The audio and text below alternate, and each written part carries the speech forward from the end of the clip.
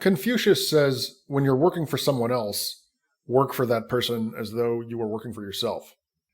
And at first, when I read this, I had misgivings about it. I did not disagree with it, but I had misgivings about it. And here was the misgiving, which is that there are a lot of positions in which, no matter how hard one works, one will not be rewarded.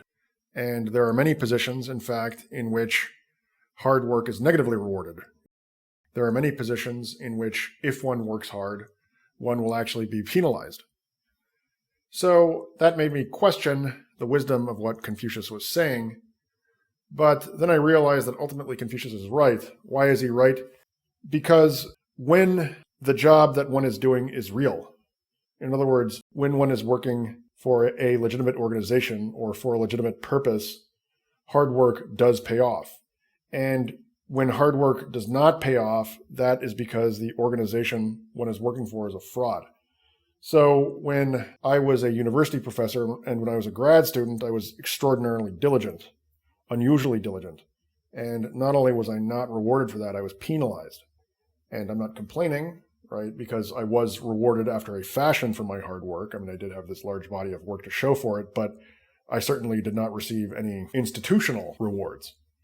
And the reason for that is that the institutions that I was working for were basically bureaucracies. They were parasitic, bureaucratic pseudo-institutions. They were not functional institutions. Right now, I'm working for an organization. It's not, a great organization. It's not an important organization, and my position within it is not important, but it is a legitimate organization, and my position within that organization, though small, is real, and I am, in fact, rewarded for good work.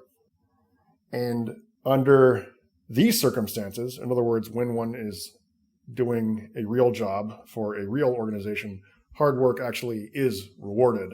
And when Confucius said what he did, he had in mind legitimate jobs done for legitimate reasons. He did not have bureaucratic pseudo jobs done for spurious reasons in mind.